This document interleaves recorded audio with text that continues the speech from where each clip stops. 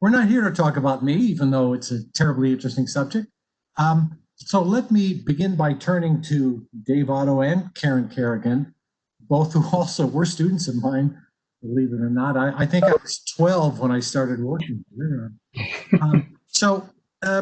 I'll put this to, well, let's begin with Karen and then Dave, and we'll go in any order for the subsequent questions. But the first question we have is, how do you think the pandemic is going to affect the election? Well, it's great to be here, Dr. Spitzer, and you are a fabulous, fabulous teacher and mentor, and it's so great to see that you're still at Cortland doing great things. I run the Small Business and Entrepreneurship Council, and we're an advocacy, research, and education organization dedicated to protecting small business, promoting entrepreneurship. We have over 100,000 members throughout the country.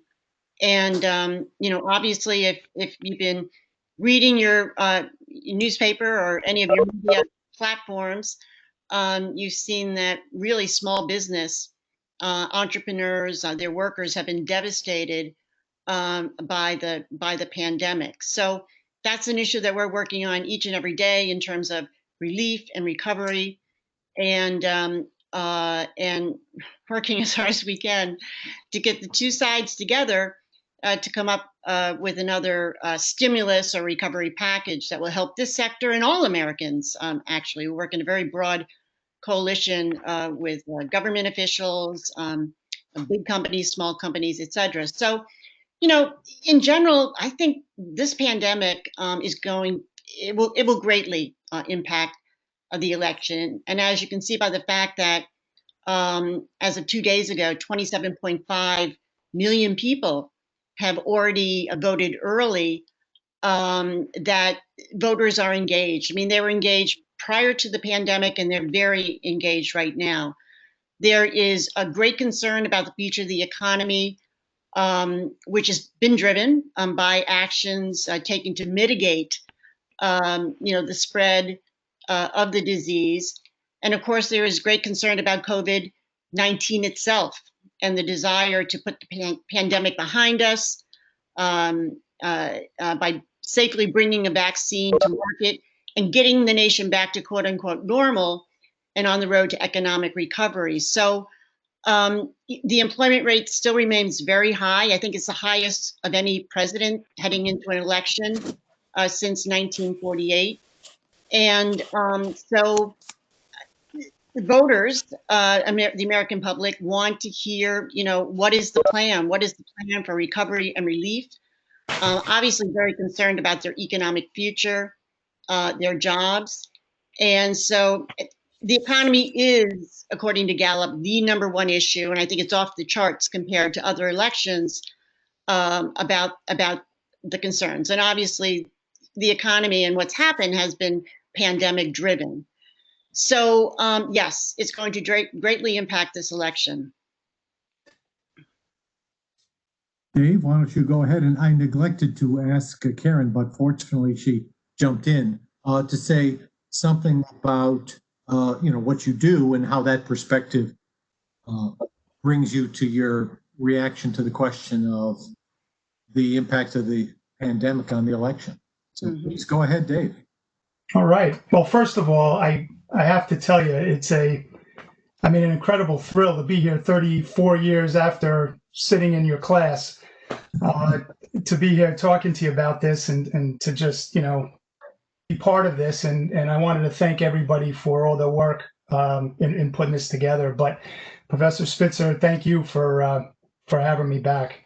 And I will say at the outset, before I say anything about myself, but the most important thing is that my 4 years at Cortland, for all of you listening over there, were the best 4 years of my life.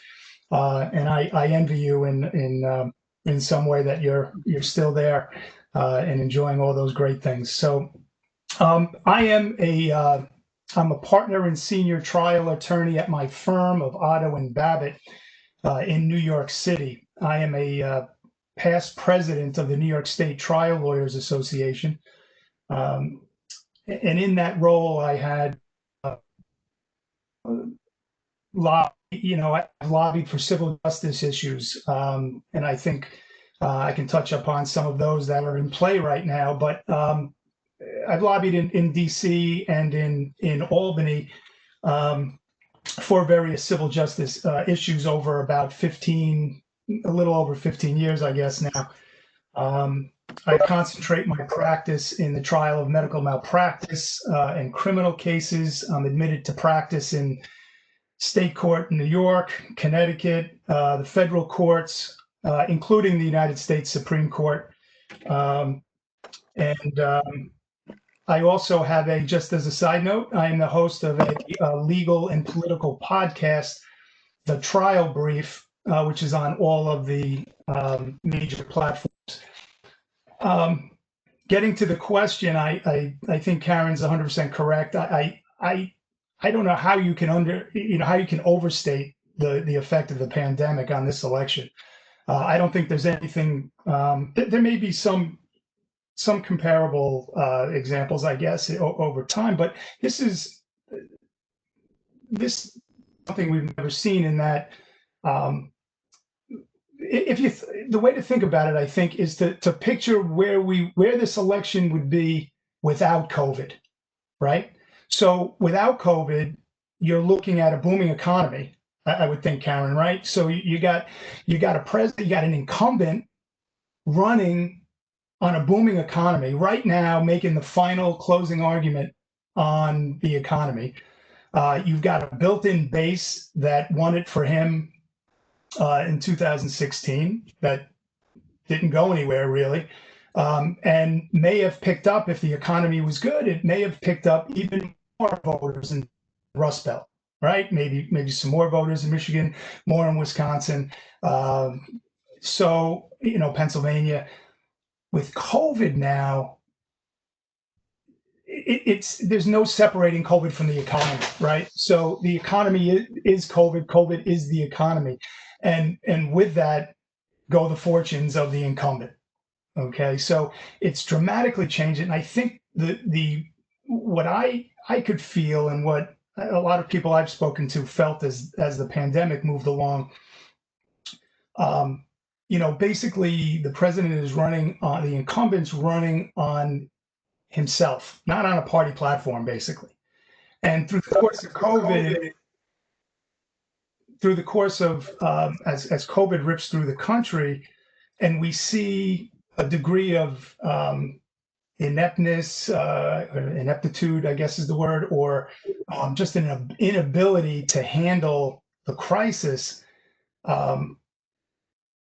And that crisis affected people, right? So now let's say the crisis, the pandemic didn't happen, and you're running against Trump. Yeah, people are, sometimes people are bothered by tweets, by, the crassness and that kind of thing, but it didn't affect them, right? It didn't really affect their life each day, but now they're affected. They're going to school, their kids, it affects their kids going to school, it affects them going to work, and it affects every aspect of their life. So, bottom line is this pandemic it's everything. Yeah. Thank you. Listen, why don't I move right on to our next question? We have a preset list of questions, and the next one involves the protests that have swept the country this past spring and summer. And the Black Lives Matter protests, counter protests about lockdowns and other things. How do you think the recent protests across the country will affect the election? Karen, do you want to begin? Again, I think it comes down to, with the candidates themselves, the president and Joe Biden. Who has the solution, right, to sort of put this strife behind us? I think most voters want to see the nation heal. And in my mind, the candidate who can speak to this and specifically lay out an agenda and plan for doing this and successfully articulate that wins the hearts and minds of voters. And obviously the economic piece is obviously a vital component of this. So it all ties together. And, the president's narrative up to this point, an appeal on the issue, has been law and order. We've all seen the tweets, right? Law and order, law and order. And that appeals, law and order, law enforcement certainly appeals to many Americans.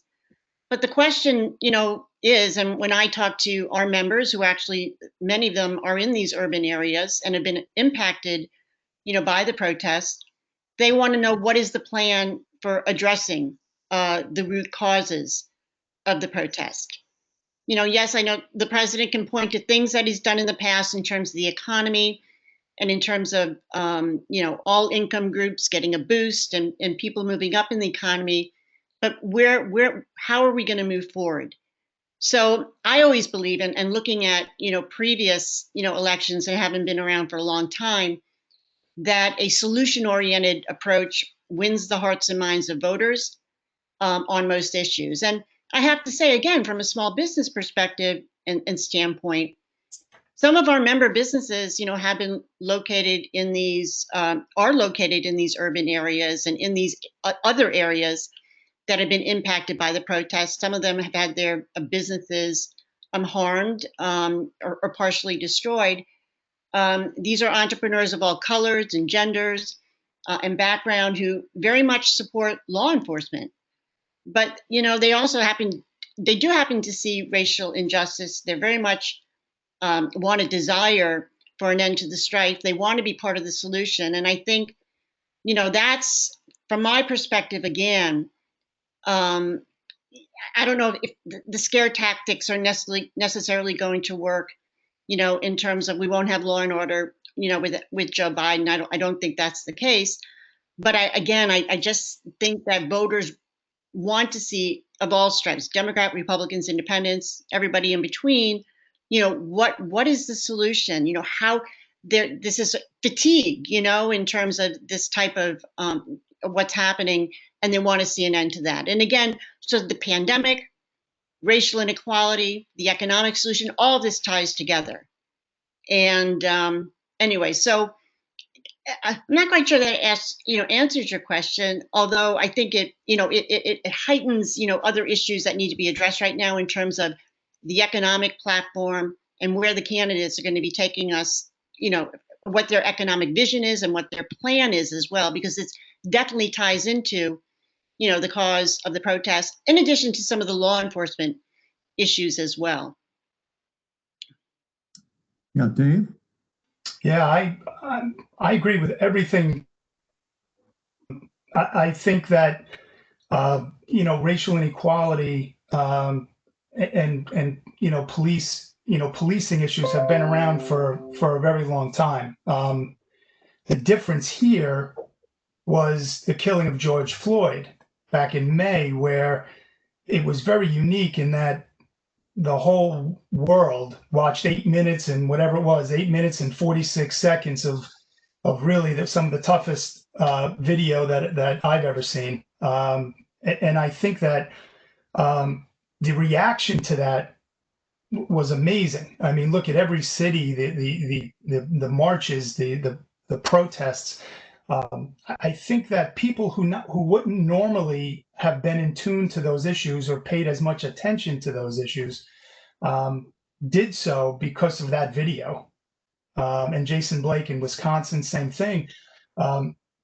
So what that does is I think if we're talking about the candidates and how it's going to affect the election, I think, as Karen explained with the law and order, it's not working for the reasons I think I just explained, that more people are more in tune to, wait a minute, we have underlying problems that we have to address. This isn't like, Nixon in '68, where he was able to use this fear to win votes, and he did. And I think what you're also seeing is that it's bringing out, like, think about Trump's worst characteristics are brought out by something like this, and it really falls into Biden's wheelhouse, really, because his characteristic, right, is probably most valuable characteristic is empathy. So it just sort of, it's falling in a way that is, I don't think is helping. I don't think is helping Trump. Yeah. Why don't we move on to the next question I have, and why don't we begin with you, Dave, if you don't mind, just to mix things up a bit, which is this: how do you think the political parties will address issues relating to race, or how have they addressed the race issues, do you think?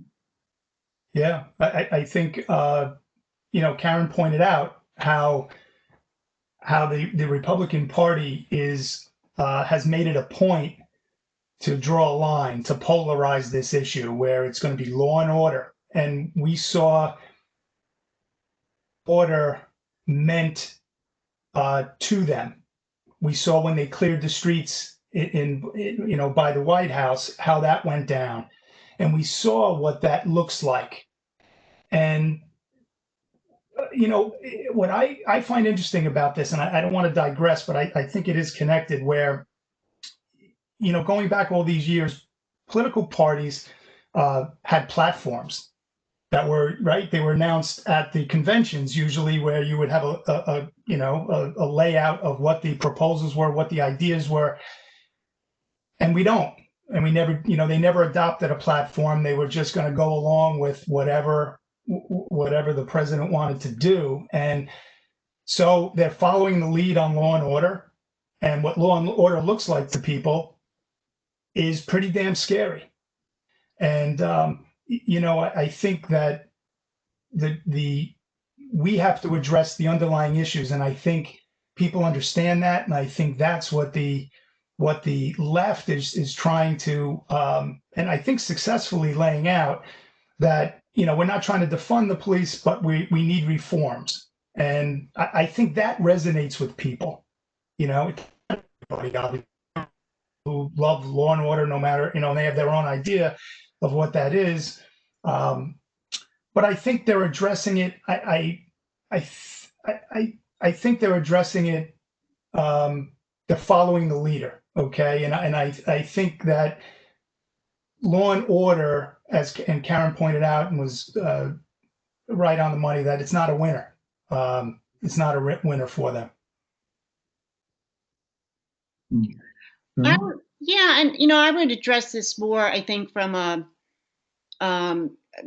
perhaps from an economic issue perspective. I think because if you look at, for example, I mean, to their credit, the Trump administration, did or was moving forward and had moved forward, on certain initiatives like the First Step Act, which allows thousands of people to earn earlier release from prison, and some other important reforms that have been tried to advance. They've tried to advance in the past over the last 10 years, but have been unable to. And on the economic front, opportunity zones, supercharging empowerment zones. So from an economic perspective, there are, a fair number of very good things that were happening that were helping all Americans, across, again, all those who wanted to be small businesses and entrepreneurs. And again, I address it from an entrepreneurial small business perspective. But it's, I think what the piece that's missing, I think, from Trump, maybe in the Republican perspective, not all members of the Republican Party, so I don't want to paint a broad brush, is just sort of, the validation, that these issues are real, and that they're, that the concerns are real, and these, what's happening is happening, and that there does need to be some reforms. So, and again, I'm looking forward and thinking how the political parties are going to address this issue. From my perspective, it's all about economic things and economic policies, that the administration, the current one, if they got a second term, would move forward with.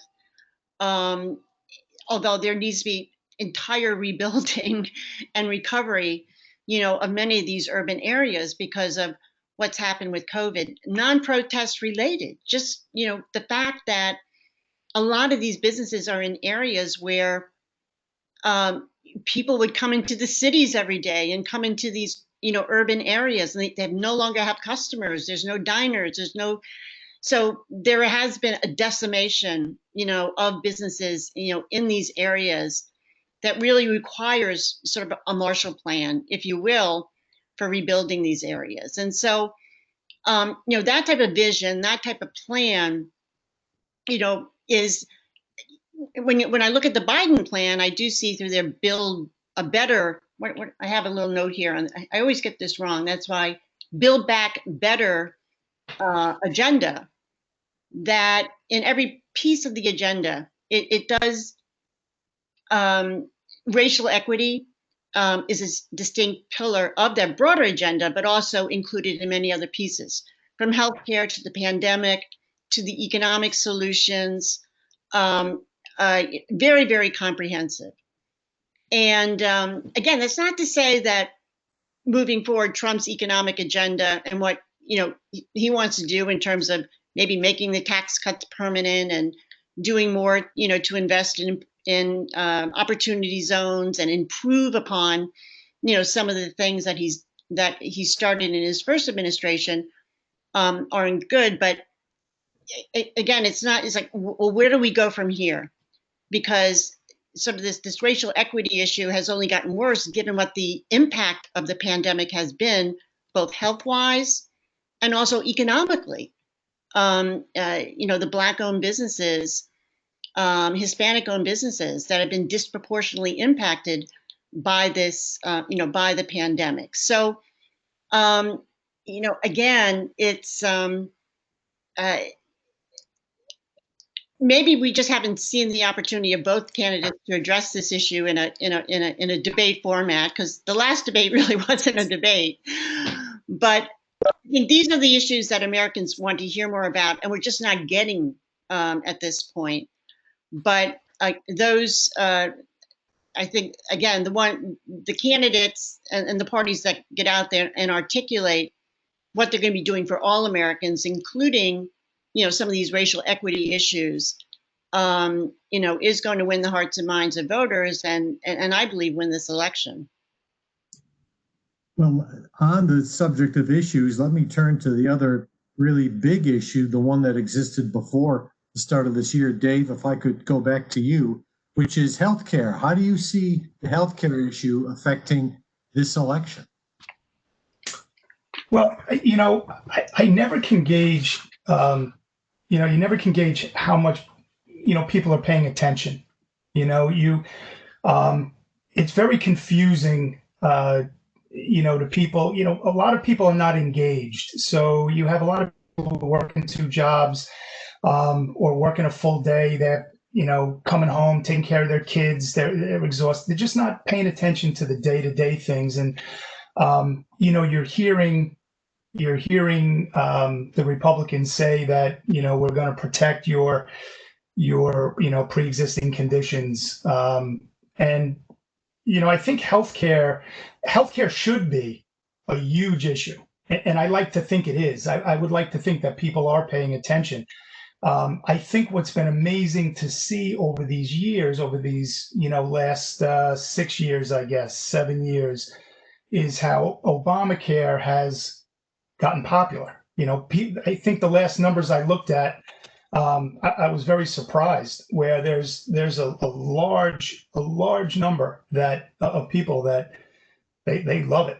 Okay, and the Affordable Care Act has been a success in that regard, I think. And you have, as we know, we've had the president say that he was laying out a healthcare plan, and that was supposed to be on day one after inauguration. It was then supposed to be, a month after that. Then it was supposed to be, at certain times, and then it was 2 weeks from now. There is no healthcare plan. This goes back to my, to my comment on party platforms. They never fleshed out anything. There's nothing. They're in court now trying to repeal the last vestiges of the Affordable Care Act, and to remove the protections on pre-existing conditions without anything to replace it. And you know, I don't know how much people are paying attention to that or understand that, but I think it should be a huge issue. And in the election, I'm not sure it is.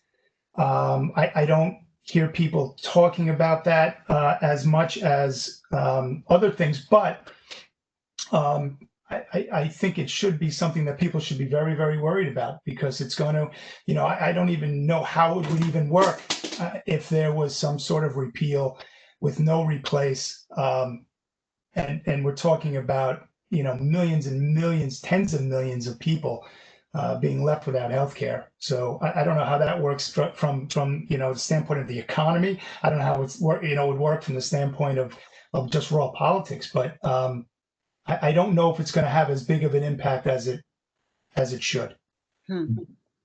Karen? Yeah, we're not, you're right, we're not hearing much about it, but you know, in all the surveys that I look at, Gallup, and a variety of other surveys, you know, healthcare still is a top tier issue among Republicans and Democrats. I mean, it has been a big issue over a large number of years, ever since that I've been doing this now, you know, in Washington. Really, the, you know, affordability of the system, access to the system, and a choice, competitive choice in the system, and access to quality healthcare. So, Trump has not really talked that much about moving forward. But what I see, if he won, that he would continue on the path. And again, you have to sort of maybe win one of the win the houses if you're going to do anything legislatively. Would be a continuation of, you know, rulemaking and regulations and a variety of other things that he can do from an administrative perspective to impact the system. For example, you know, obviously the individual mandate was repealed. That was done via legislation. But there's been other things actually that have been beneficial, if you will, to the small business community. Association health plans, allowing small businesses to pool, to come together, and use and leverage their powers in numbers to negotiate for better prices and get more competition in the system. There are some states that have sued on that. You know, what are called transition plans or short-term limited duration plans. He's, you know, expanded those and provided the states a little bit more flexibility in terms of what they can do to get exemptions and to experiment on their own. So those have been those have been the things that Trump has done. I think he would continue that. The other thing is, look, he hasn't won that many friends in the pharmaceutical industry over his drug plan for lowering drug prices. You know, his plan that he's moving forward with would, you know, tie prices, U.S. prices, to an international pricing index. And a lot of countries overseas, they use price controls. They get our drugs, but then they cap the price of those. So people are, what the industry and what free market folks are saying, gee, we're just going to be importing price controls, and that will vastly hurt investment and innovation in life-saving technologies and next generation drugs, because there'll be less of an incentive, you know, for the industry to do that. So he hasn't won friends there in the industry on that, as well as his support for prescription drugs, importation of prescription drugs from Canada, from one country. On the Biden side, you know, what I've seen and what I've read about his plans, and in talking to his policy folks, he said he's going to keep the Affordable Care Act in place. You know, I was at a speech a couple of years ago with former President Obama, where he said, he goes, look, it was an imperfect piece of legislation. It needed to be fixed. We needed to do things, but we did something, we moved forward, and it has benefited some people. You know, on the cost side for small business, I would have to say it really hasn't been helpful from a cost perspective. For some self-employed people it has, but for a small business, lots of workers, it hasn't been as helpful from a cost perspective. But Joe Biden would build on that, keep it, build on that, and provide Americans with a public choice option, which is sort of like a Medicare option for Americans, and a variety of other things to to sort of again bring government into the system more, and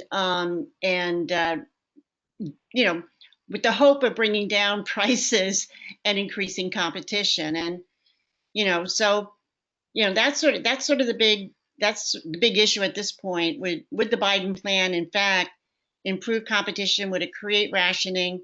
Would prices go up, not down? And if you have a public insurance option, will that crowd out the private marketplace? And most people, the surveys that I've seen, really do like their private health insurance. So it is still a big issue. We just haven't heard much about it, only because of the pandemic and the economy. But again, it's all related to health security, financial security, economic security. That healthcare piece is so important, because if you don't have insurance, if you don't have that safety net, you can lose your home, right? And if you lose your job, you lose your health insurance. So it all ties together. Yeah. Thank you. I've got one more question, and Karen, let me come back to you for the final question, which is, what other issues do you think will be pertinent to this fall election cycle? What other issues do you think people are thinking about, or are you thinking about? Well, I think what small businesses think about are a little different than what all voters think about. Certainly on the regulatory side, that's a big issue for small businesses, but it's not something that all Americans think about. And some of the other issues, that impact small businesses in terms of competitiveness, labor costs, more regulations, things like that, which we see, with a Biden administration for sure.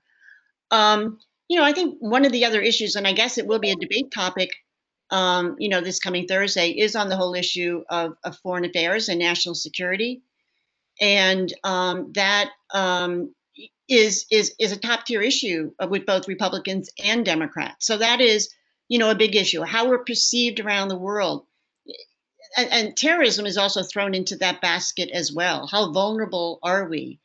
So that is a big issue, I think. If you look at Republicans and Democrats, they both have different top tier issues. Certainly for Democrats, the whole climate change issue is a huge issue. I think that's either two or three, on the list of Democrat concerns.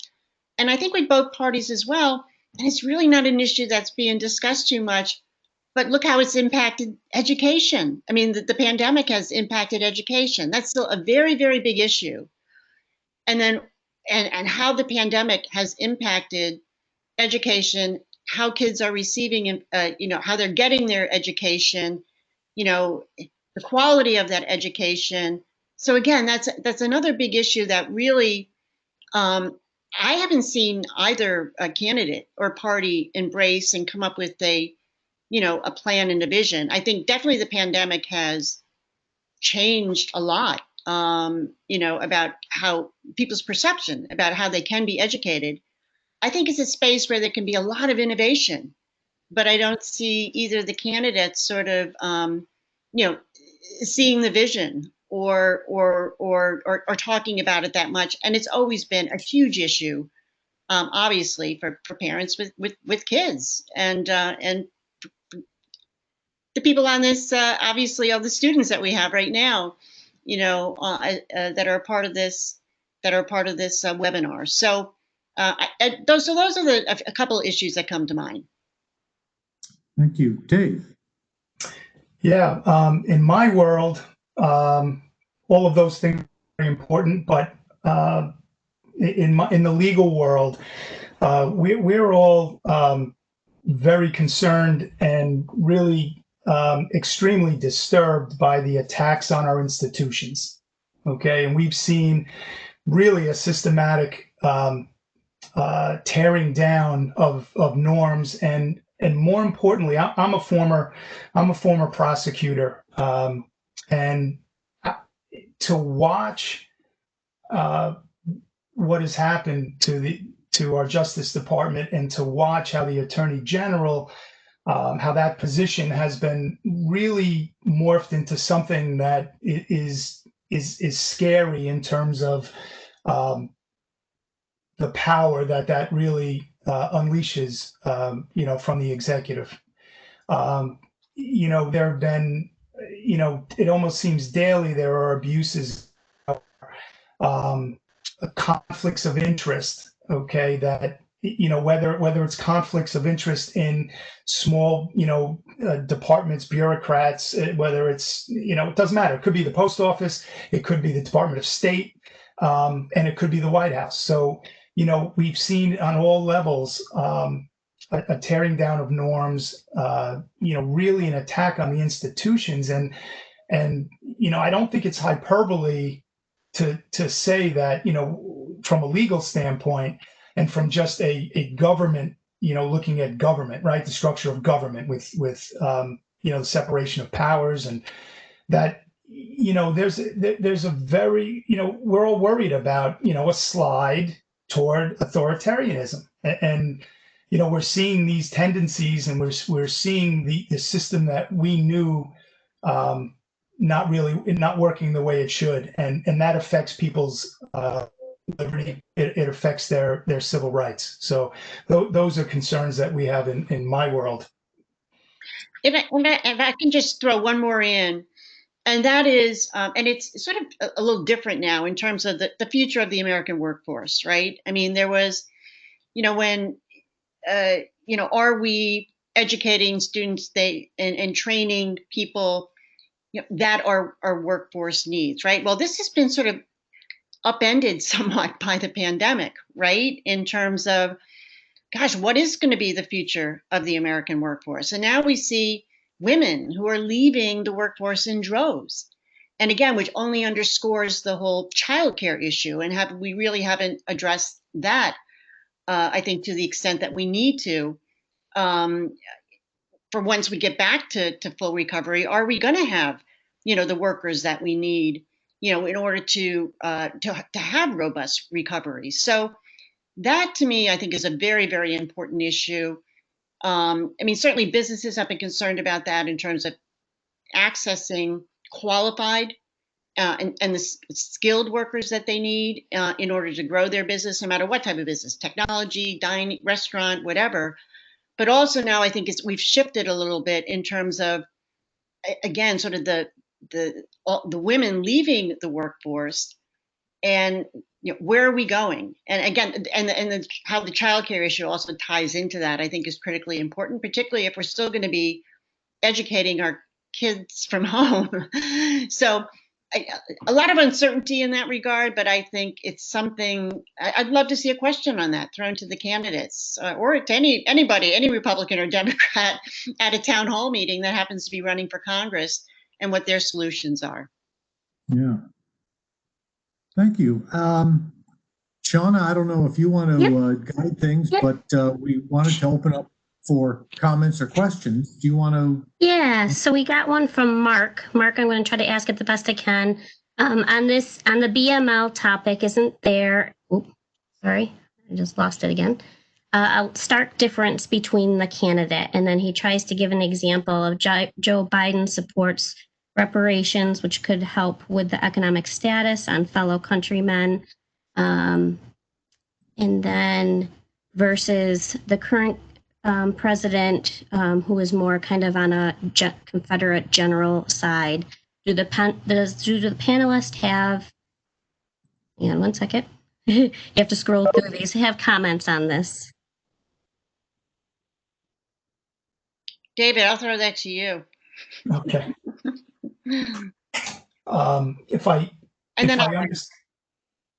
think he's just looking for the differences between the BML topics, is that the candidates seem to be very different. I think it's pretty stark and pretty apparent by the candidates' actions, right? I think the way to look at the answer to that question is to see what the candidates did. And you saw when the president went to Kenosha, I believe it was, what he did on his visit there was survey the property damage. and talk to people whose property was damaged. Okay, that was the visual. Okay, and that was the message that was sent. Biden, from what I remember, had contacted victims' families, had spent time discussing, and really, getting to know these people, getting to know what they were going through, whole empathy, and you had the property damage versus people dichotomy there, right? And I think it was powerful at the time. I think that made things clear in people's head where the candidates stood on the issue. So, look, we've heard a lot about, we hear a lot from Biden about a plan to, reform police departments. Now that's something that has to get, worked out, but at least there's something being discussed, okay, to address the underlying issue. And we haven't heard that, nor do we hear that from the president. And there was David Cronman said, I agree with Karen and David that this is more of a statement, that both candidates presents a clear and realistic platform for the future. Unfortunately, most of us have nothing to go on except for their past accomplishments. In this case, Trump has quite a bit to trump over, while Biden's past accomplishments are relatively unknown. Biden needs to get in front of us. I also see a clear bias in the news and believes that could impact us. Frank mentioned the division is fueled by broad-based dissatisfaction with politics, especially among young people. People are looking for issues to be addressed and not papered over. This is why people turn to younger challengers like my boss AOC or my colleagues in the socialist movement, which I found at Cortland. Mm-hmm. Let's see, what's the next one? Kevin Sackett, I have a question for Karen. If Biden were to win, what things could be done by organizations like yours to continue to support and protect free market principles? It seems as though it is all but certain it would mean more regulation and taxation. Additionally, if Trump can win, what would be the next step to continue to build an economic growth by limiting them? I think I got that all.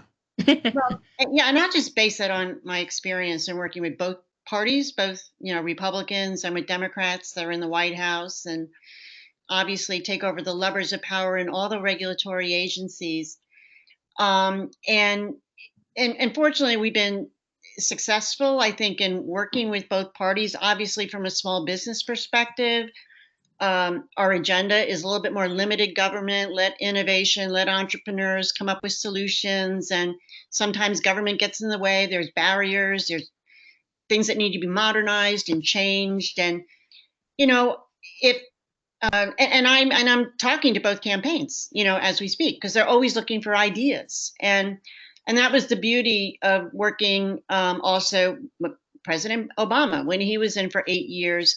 Even though we may have disagreed on 60 or 70% of the stuff, he was always bringing groups like us in to talk about solutions. And some of the things that he led and he did for small business, like making debt and equity crowdfunding legal, he got right behind that and drove that through Congress, which was great. So, what we're going to have to do is what we advocate. We advocate, and we just talk about the policies that are going to create more businesses, encourage and enable more entrepreneurship. And we're going to need a lot of that coming out of this recovery, with the millions and millions of businesses, that are going to be closing their doors due to this pandemic, and access to capital, and government cannot get in the way of that. And then identifying perhaps those policies that may be a little bit on the overreach side. Okay, and so we will engage with the administration. We will, work with both sides of the aisle. We'll call something out when it's going to really be harmful for small business, and a lot of times we're successful in doing that. And then, we'll work to get things through. And we think there's a lot of common ground and consensus on issues, particularly given this pandemic and the economic catastrophe. Really how it's really impacted so many small businesses. They're going to need small businesses create jobs. We're going to need jobs, once we get to the other side of this pandemic. So, and I guess with the Trump administration,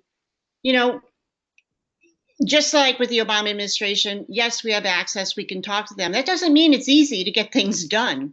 They operate a lot differently than some of the other Republican administrations that we work with Bush, where, decision making is a little bit more closed, and how they run things are a little different.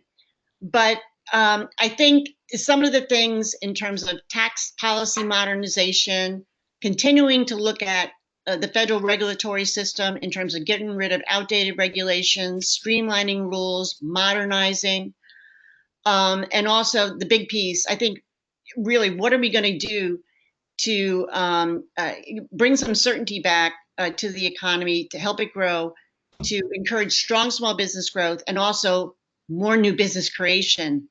That's something that both of these, both President Trump or maybe future President Joe Biden are going to need, and we think we're in a great place where we can impact either administration. But it takes a lot of work, a lot of work and meeting, and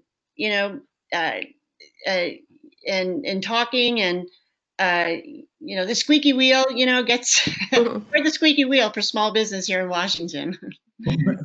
Before we move to Dave, could I just ask you, Karen, looking at the big aid packages that Congress has passed and the president signed, there was a lot of money for big industries, like the airlines got what, 500 billion or so, Yes. I think.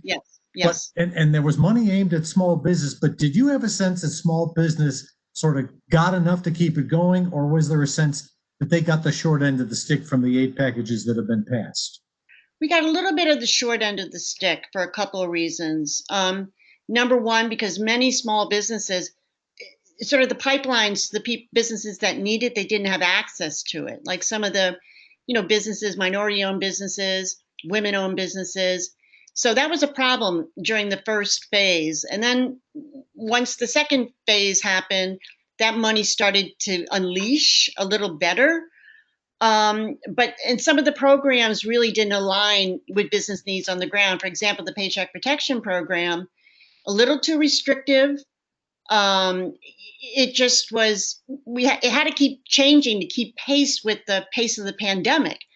It was sort of a short-term package that didn't expect the pandemic to be going on in June and July, so the rules around them are very restrictive. But we're trying to get to the Fed right now, because they've got close to $600 billion, and that Main Street Recovery Fund has not reached Main Street, but we've got a great idea for them, and a Main Street Recovery Fund. But you're right, Main Street and small businesses need a lot more money. Yeah, thank you. Sorry. There's one last question here I want to get to. We have about 5 minutes. It is, 1 second, I got to scroll back up again. This week there was an article in the Wall Street Journal entitled "Why Social Media is So Good at Polarizing Us." I would like to hear the panelists' thoughts on the escalation in political polarization we've seen in recent history, including their thoughts on what's driving it, how to address it, such as social media or political parties. Dave, you want to pick up on that? If I had an answer, my gosh, to me, it's one of the, it's the thing that it has fueled, it just has fueled the polarization. I don't think it created it, but it absolutely has fueled it. And I think, you're seeing now with Facebook, Facebook being called, it's very difficult, when we talk about regulations, and Karen, can speak much more to that. But when you talk about how do you regulate, a business like Facebook, and how do you do it? How do you have that? They've been trying to, and again, this is, Twitter and Facebook have been trying to identify disinformation. All right. And, that's coming under fire, as now, it's somehow a censorship, an act of censorship somehow. The disturbing part of that question, I think, is that foreign intelligence services have found it very easy to use social media as a weapon. Okay, and it's become, it really is a gift, to places like China and Russia and even North Korea, where you don't have to do anything. You don't have to spare your citizens' blood. You don't have to, no blood or treasure. It's very inexpensive, and it's very easy. And they've been very good at manipulating our social media. And I don't know if there hasn't been. I can say there has not been a bigger factor toward our polarization, or a bigger contributor to our polarization, than social media.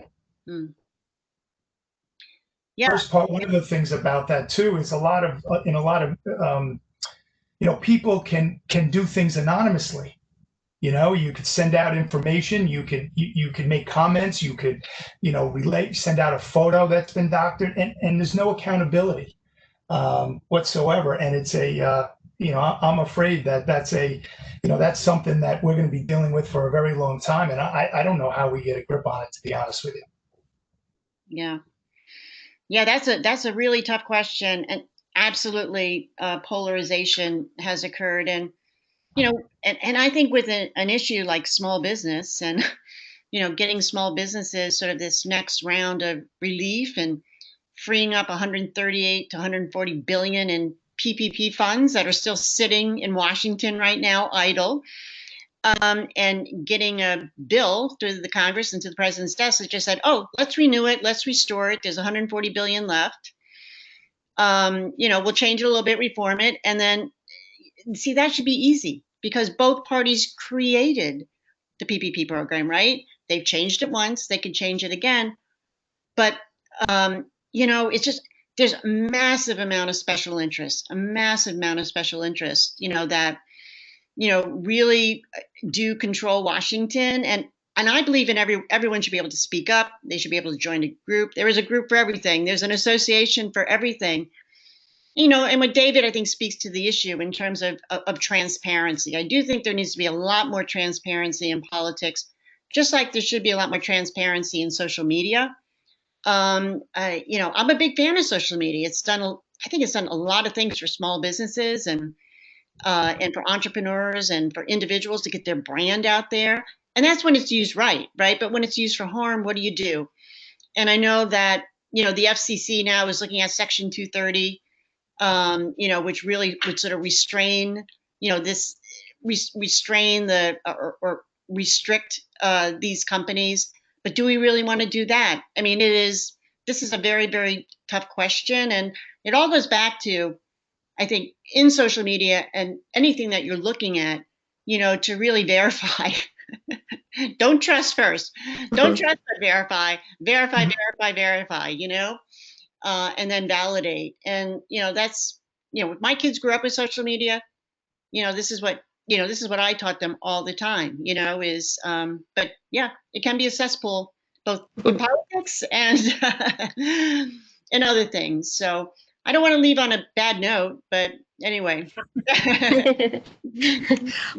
Well, I want to say thank you to everyone. That was our last question for the evening. I want to say thank you to Karen and David and Dr. Spitzer, and especially Chelsea for putting this together. She did a great job. And thank you everybody for joining us. And again, thank you for your time this evening. Thank you so much. It was great. Thank you all. Thank you. Thank you so much. Thanks, Chelsea. Thank you, everyone. Have a nice night. Thank you.